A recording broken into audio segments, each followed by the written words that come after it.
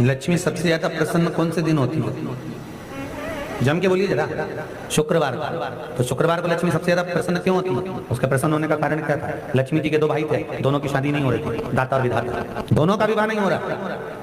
और दाता विधाता के लिए लक्ष्मी बड़ी परेशान थी, रोज नारायण से कहती थी, प्रभु कुछ कृपा करिए, दाता विधाता का विवाह नहीं हो रहा, उम्र होती चली जा रही है, इनका कुछ कुछ करिए प्रभु, आप नारायण आप कुछ तो कर सकते हो। भगवान नारायण ने तब लक्ष्मी से कहा, एक काम करो, बेलपत्री के पेड़ के नीचे बैठकर लक्ष्मी तुम अनुष्ठान करो तुम्हारे भाइयों के विवाह के लिए। इसलिए आज भी हमारे हिंदू धर्म की रीति है कि बेलपत्री के पेड़ के नीचे शाम के समय लक्ष्मी का वासा होता है। इसलिए लोग इस बेलपत्री के पेड़ के नीचे तुम्हारा रात्रि को शाम को 6 बजे से लेकर रात्रि को 8 बजे तक तुम्हारा निवास होगा। जैसे पीपल के पेड़ में देवताओं का निवास, आपको आप लोगों ने यदि पद्म पुराण पढ़ी होगी या सुनी होगी तो उसमें स्पष्ट कहा है, पीपल के वृक्ष की गणना, ध्यान देना, पीपल के वृक्ष में सुबह 4 बजे से लेकर 7 बजे तक ब्रह्मा जी का वासा होता है।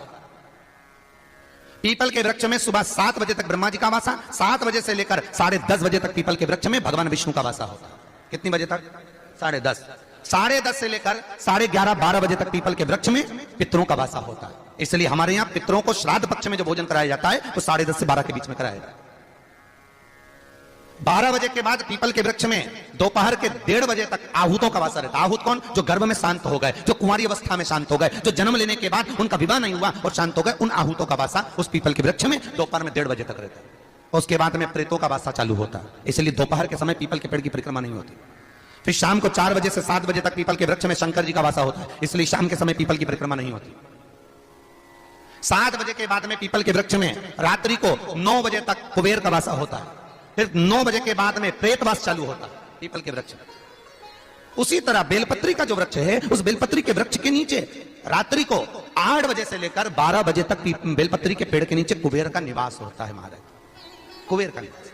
प्रयास करा करो इसी बेलपत्री के पेड़ के नीचे हम दीप लगाएं, घी का दिया। यदि संपदा की कमी हो तो, अगर भगवान ने खूब संपदा दी है तो भले मत लगाओ, कोई दिक्कत। महामृत्युंजय मंत्र का यदि आप जाप करते हो और आपको मालूम पड़ गया कि शरीर में मुझे ये रोग हो गया है, मुझे शुगर हो गया है, मुझे बीपी हो गया है, मेरा ब्लड प्रेशर ऊंचा नीचा रह रहा है, कोई भयंकर रोग, मेरे रिश्तेदार को कोई कैंसर जैसा रोग हो गया, किसी को कोई थायराइड हो गया, किसी को कोई किडनी और लीवर में सूजन हो गई, किसी को कहीं किडनी और लीवर में तकलीफ हो गई, तो शिव महापुराण की कथा कहती है, नवग्रह शिव महापुराण की कथा कहती है कि बेलपत्री के वृक्ष के नीचे महामृत्युंजय मंत्र का जाप जो शुक्रवार की शुक्रवार घी का दिया लगाकर करता है, उसके रोग बाबा देवाधिदेव महादेव समाप्त करते चले जाते हैं। यह संजीवनी मंत्र शुक्रवार के दिन भगवान शंकर को शुक्र को दिया था, इसलिए उसकी प्रधानता है।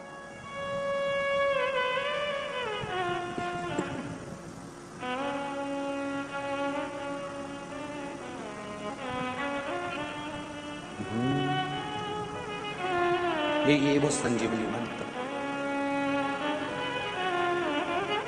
शुक्रवार के दिन बेलपत्री के वृक्ष के नीचे बैठकर घृत का दिया लगाकर शरीर में जो रोग है उसका स्मरण कर कर शंकर जी से विनय कर कर, हे भोलेनाथ, आपने शुक्र देवता को संजीवनी मंत्र दिया है, तो क्या आप मेरे को वो मंत्र प्रदान नहीं करोगे? मेरे रोग, मेरी बीमारी, मेरे दुख को आप नहीं हरोगे?